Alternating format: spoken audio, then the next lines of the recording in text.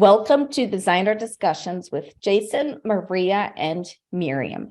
Today, our very own Maria Martin is going to give us a sneak peek into the content of her brand new, newly published book.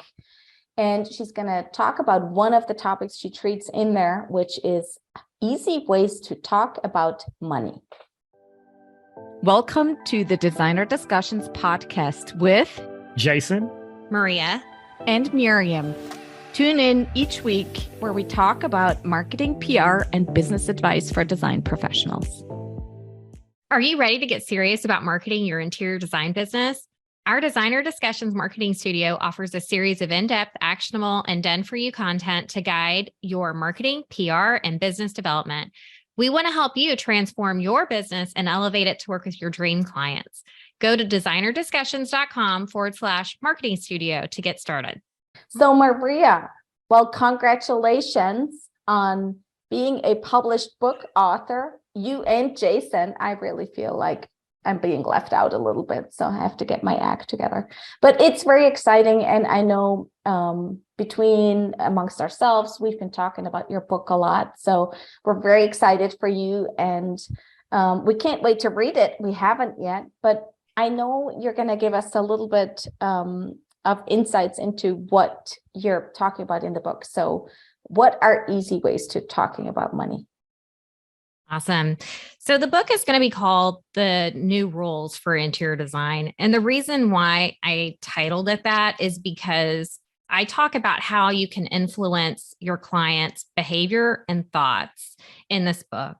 And I think most interior designers don't understand the difference between what they have control over and what they don't have control over, and that they don't have a true grasp of their sphere of influence over their clients. So the whole book is based on the concept that we actually do have more understanding and more control over how we influence our clients than we think we do.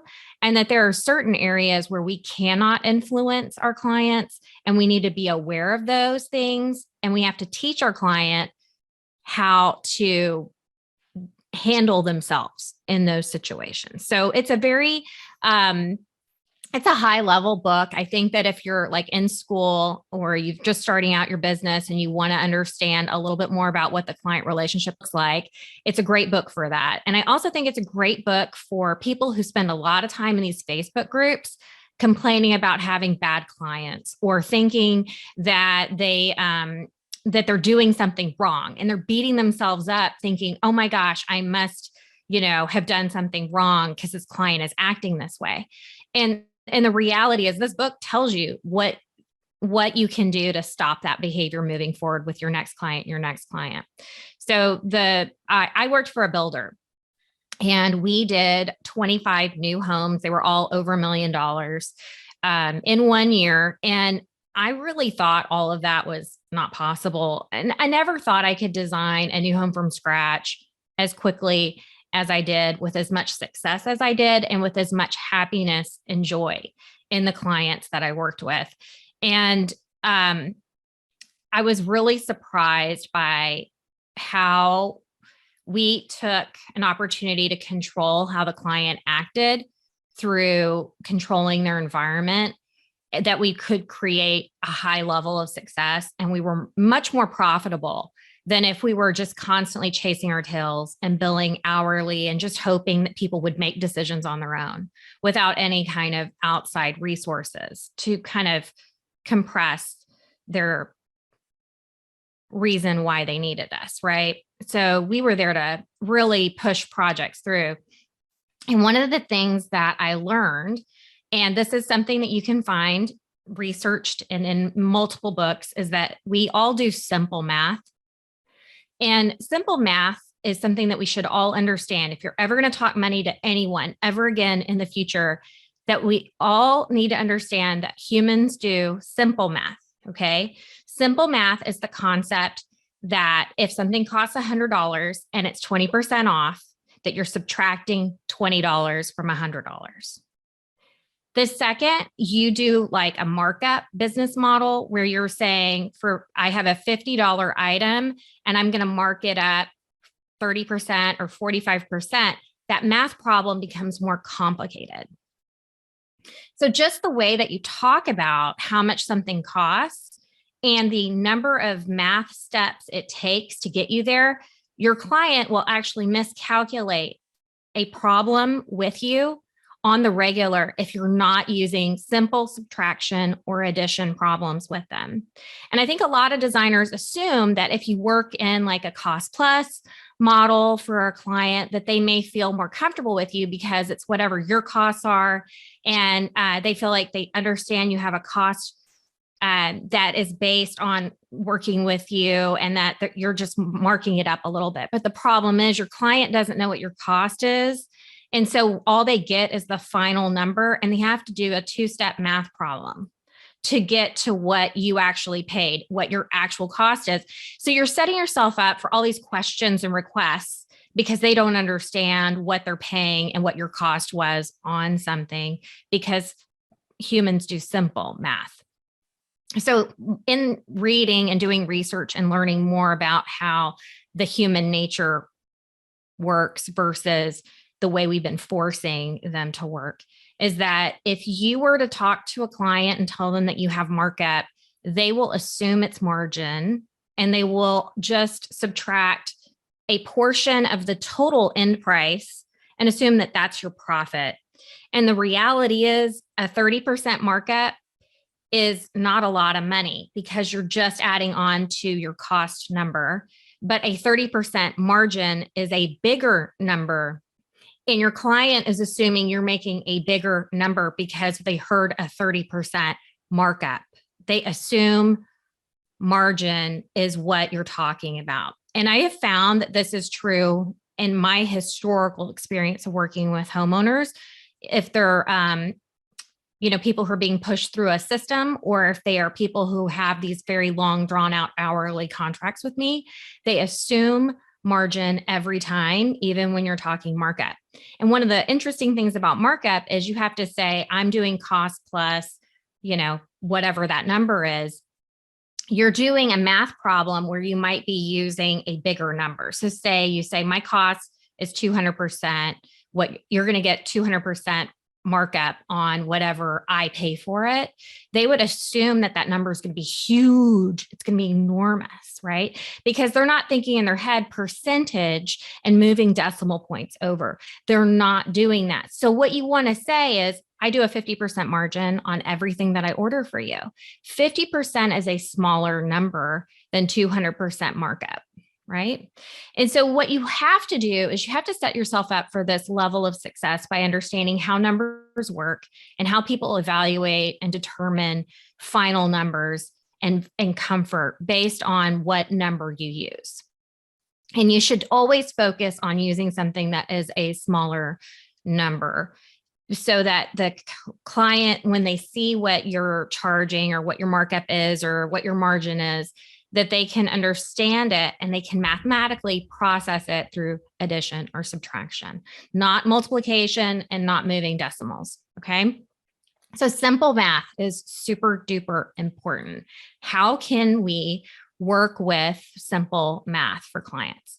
So number one, the way that you place numbers in a conversation actually has a greater impact than on what the numbers are. So I talk a little bit about this in the book. It could be something as simple as saying, in 2023, the cost of product is 30% more than it was last year. But if you start working with me before the end of this year, I can do it for 20 to 25% of that. Then they would automatically assume they're already getting a discount. And we're just talking about fictitious numbers around a concept, right? So it has to do with, do you place the big number first and do you follow up with smaller numbers?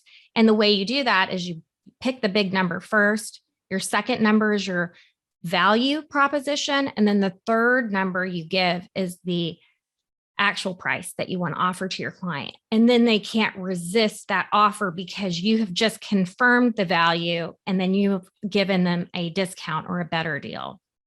So in saying that, the number and the order that you say numbers is super duper important.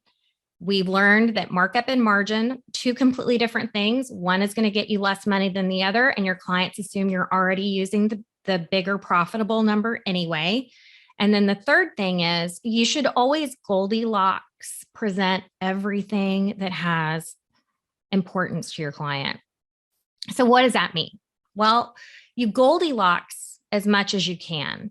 So if you've got a sofa and you're working with a client and they are trying to figure out, between two versions of a sofa, or they're wanting to get like a home decor budget put together, and they want to have like 2 levels or 3 levels, your levels should always be in a specific order. One of the concepts in college was, I need you to pick out the 3 best things and present it to me. Well, this is business. Business is different than college.